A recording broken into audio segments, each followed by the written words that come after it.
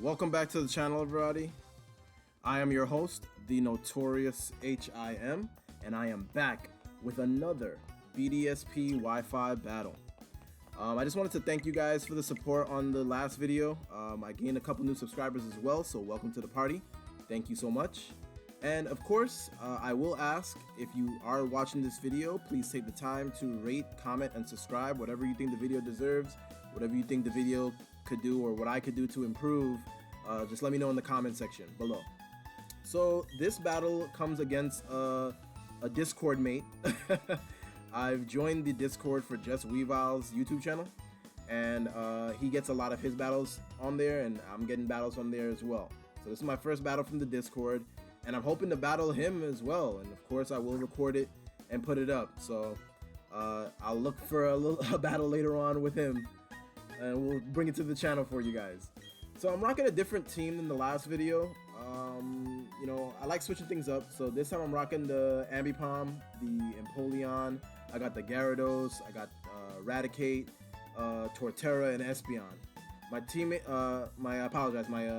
my opponent is rocking the Donphan, the Blissey, the Gastrodon, the Electivire, the Charizard, and of course, Barney the Nidoking. So he's got some pretty good mons in his team, and just kind of looking at what he has, I mean, my lead, of course, has to be Ambipom, right? So, like, that's exactly what I'm going to do. I'm going to lead Ambipom, and looking at his team, I mean, he could go in a couple different directions. He could immediately go out into something threatening, like he could Charizard, or immediately go out into, like, Donphan or something, or, you know, so I'm not really sure what he's going to do, but you know, my Ambipom is the obligatory lead. Like, he's gonna lead this match come hell or high water. So that's what I'm gonna do. I think my team has a pretty good matchup here, and I don't see a way for him to kind of get around some of my mons. Like, I don't really see a way for him to get around you know, Gyarados once it sets up. So I could pretty much win the game if I can get Gyarados in here and get a couple Dragon Dances off. So he leads the Donphan. So facing Donphan before, Donphan is a very niche Pokemon. You know, it loves to go for the Stealth Rock to get that control on the map. So that's what I'm thinking he's gonna do. Of course, my play is to you know, fake out here, and that's what I'm gonna be doing. I'm rocking the fake out. I'm rocking U-turn, low sweep, and Thunder Wave.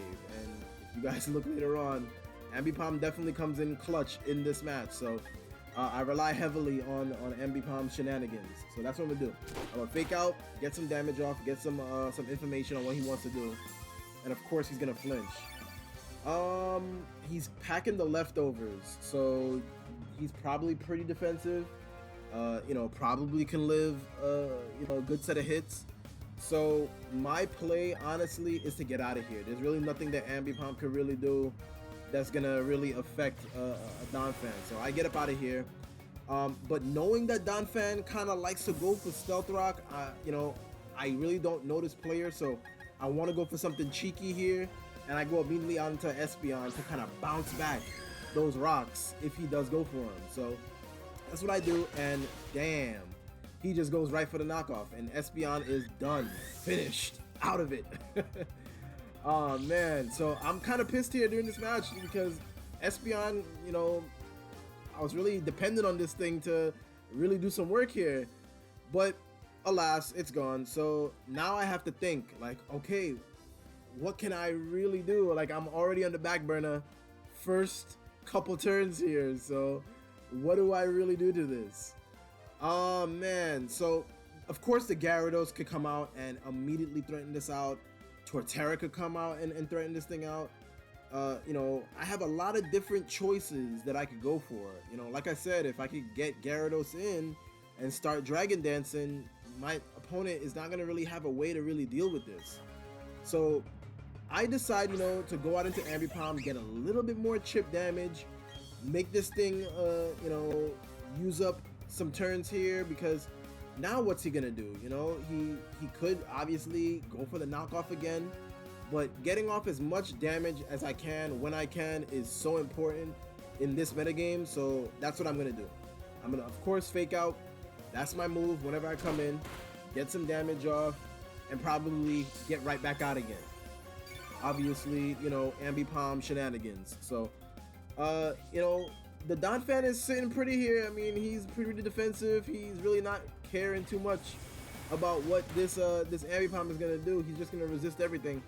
But let's see what you do now. So now again, world's my oyster, right? I could easily go out into you know, Torterra here, but now that I know he has the knockoff, you know, I'm thinking Gyarados is probably the best play, because if I lose my leftovers, really not that big a deal. If I can get off a couple Dragon Dances, or you know, option goes for the Stealth Rock, so now my switch-ins are going to be pretty limited. So I got to be very careful kind of going forward here. But now I'm looking at this team, I'm like, I have to take this chance. I have to go for this Dragon Dance, because if I don't, you know, he's gonna get some momentum here. So I immediately go for the Dragon Dance, and once I'm at +1, Gyarados is gonna get to 430 speed, and that's pretty much gonna outspeed everything that he has here. There's really nothing he wants to do that can stop me here. But obviously, the Gastrodon has other things to say about that. So Gastrodon is very interesting because I know it's gonna pack the Water Absorb, right?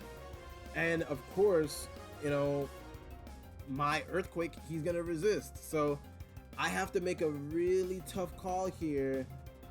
Do I want to go out into something, and what do I go out into? I think the best play, honestly, is to get out of here, because Gyarados really isn't going to do much. You know, I could go for, you know, an Ice Fang probably, see if I can get the some damage off, or get the freeze off. But, you know, I'm like, okay, I got to get out of here, because there's really nothing much that Gyarados can really do to this. This is his stopper. With Empoleon coming in here, that's probably the best thing I could do, because these things are especially defensive. I mean, especially offensive, if anything. So, I do pack the Grass Knot, so I could very well, you know, make this guy regret his decision to stay here. But I'm thinking of the battle and just kind of looking at what he has and what I have.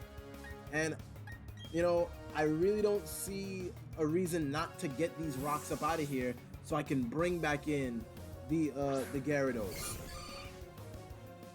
Blissey seems to be his Pokemon of choice here for this Empoleon, which tells me that, you know, he's probably specially defensive, if anything.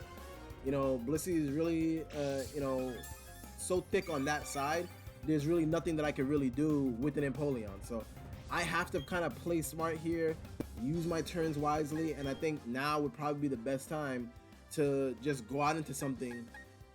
You know, probably Torterra here, you know, or, you know, Raticate is definitely a good choice.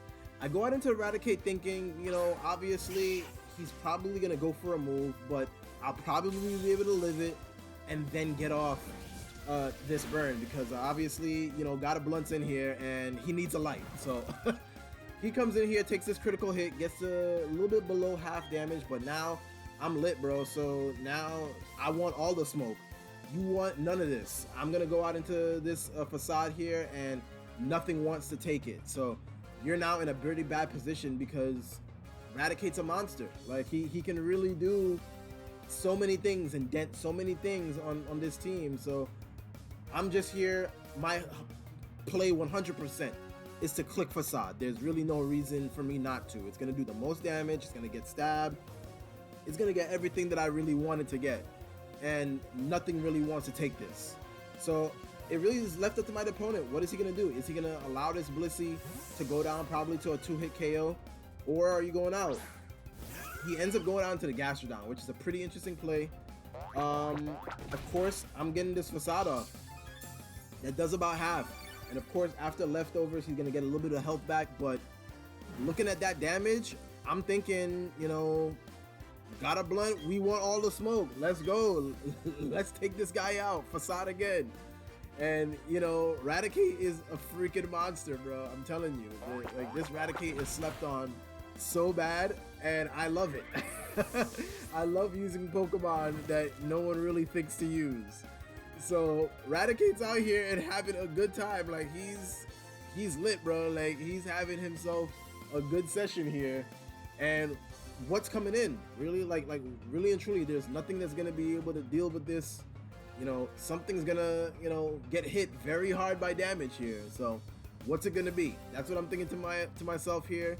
He could easily bring in, you know, the Needle King, or maybe, you know, even the Charizard will probably live a hit. But what are you gonna bring in that wants to take your facade? Really nothing. So this Electivire comes in and he's shiny as hell, cool. But I'm gonna facade again. I know I outspeed unless you're scarfed. You know, I'm gonna outspeed you, and my play is to facade 100%. Let's go. This Electivire gets crushed, bro. Like, there's nothing you can do. I'm lit right now. Like, I'm telling you, once that light comes on, Raticate wants all the smoke. Let's go. So now comes out the Charizard, and here I'm thinking, oh, this is a beautiful shiny, nice dragon. But here I'm thinking, you know, he is gonna outspeed. You know, I think with max speed at level 100, it's I believe it's 328, and Raticate maxes out at 322. So there's really nothing that I can really do here. Raticate will go down to whatever he decides to go for, but like I said earlier, when you have an opportunity to get damage off, you take it. So I think the best thing for me to do here, I mean, I have so many options. I could very well go out into something, but I really don't know what this Charizard wants to do. The best play for me is just to stay in and Sucker Punch, get some damage off. And that's what I think I do here. Yep, I click the Sucker Punch, and, you know, I don't expect it to kill, but I'm just trying to see how much is it gonna do, right? Like, how much do I gotta deal with?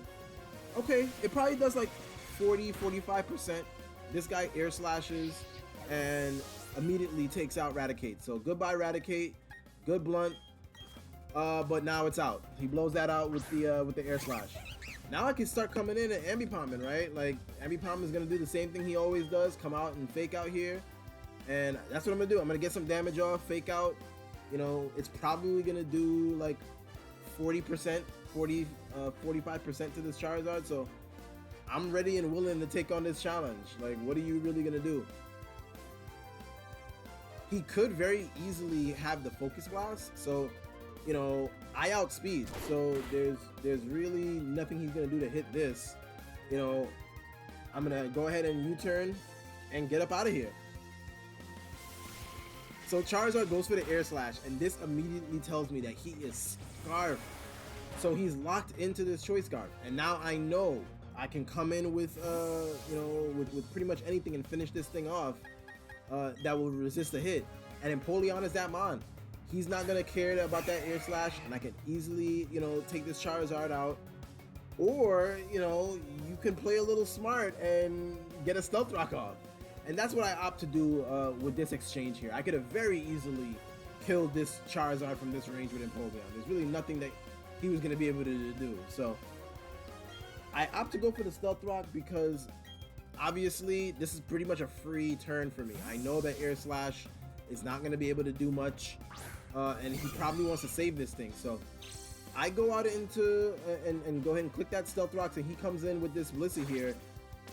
Clearly this is his special wall, so I have to figure out a very unique way of how to deal with this, or, you know, it's not gonna be too good for me.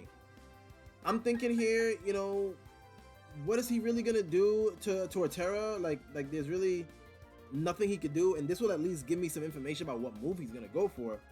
But Torterra is probably the best thing that I can really do here is to bring this thing in, because I really don't want to bring in Ambipom, you know, off a free attack, right? Like, I want to bring him in when something dies so I can restart the shenanigans again. But I go out into a Terra here and he thunders, so it doesn't do anything. So now that's one move I know. I'm thinking, man, I could easily, very easily go for like a Wood Hammer or something, you know, get some damage off. Nothing wants to come in and take a Wood Hammer or a Heavy Slam, but he ends up going back out into the one thing that wants to take a Heavy Slam, which is Donphan. So Donphan comes in here, and this Heavy Slam doesn't do anything. Like, it's so risky for him to do that because I could have very easily Woodhammered and this Donphan would have been up out of here. So it's very interesting that my opponent would choose to go into Donphan of all Pokemon. But because I'm Scarfed, I gotta get out of here. And now is the perfect time to bring in Gyarados. Gyarados now, you know, has a perfect opportunity. Now that Gastrodon is out of the way, he can come in and do what he does best, and that's clear the field, bro. Gyarados is gonna come in here, get this Dragon Dance, and this is Moxie boosted. This is, you know, post-home, so integration. So I've got Moxie on this, and I'm going for damage right now. You're not gonna be able to stop this. Nothing wants to deal with this. Nothing wants to take this. I'm going for this Dragon Dance, and it's gonna be a very bad day for my opponent in Donphan. I'll tell you that right now. He goes for this Dragon Dance, and now I'm thinking, what can he do? He could either Stealth Rock, he could, you know, he could knock off. He opts to knock off, gets the leftovers off me, which definitely, you know, makes things a little bit harder for Gyarados because he doesn't have that recovery. But it by no means is gonna stop me from giving you this work with this waterfall. You're taking this damage and you're going down, bro. Nothing, like I said, wants to take this. I mean, Gyarados after a Dragon Dance gets up to like, I think over 500 attack.